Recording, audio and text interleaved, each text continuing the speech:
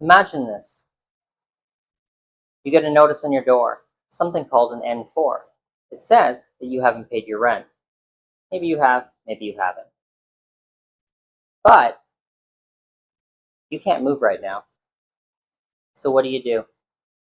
Well, I'm going to give you the top couple of reasons why applications get dismissed at the Landlord and Tenant Board that have nothing to do with paying or not paying rent.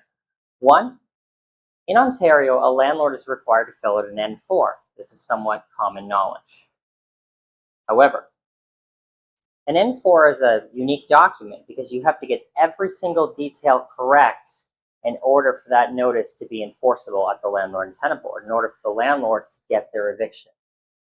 So for example, let's say you live in a house with an upper and a lower unit. Let's say a unit A or unit B, or upper and lower, depending on how it's labeled. But the N4 just says 123 any street, but it doesn't identify upper or lower. That notice, if taken to the Landlord and Tenant Board, would be deemed void, meaning that even if you owe the rent, then the application would have to get dismissed and the landlord would have to start over again.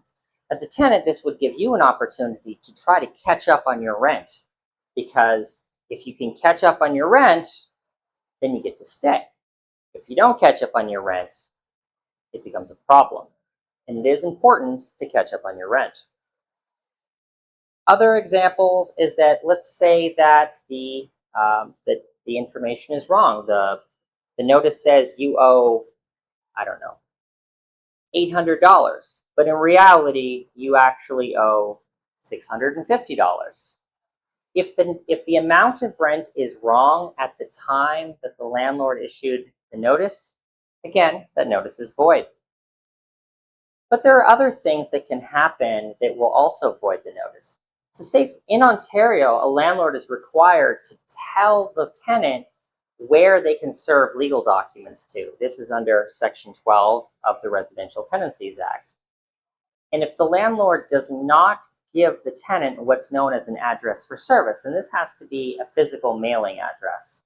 It can't be a Dropbox.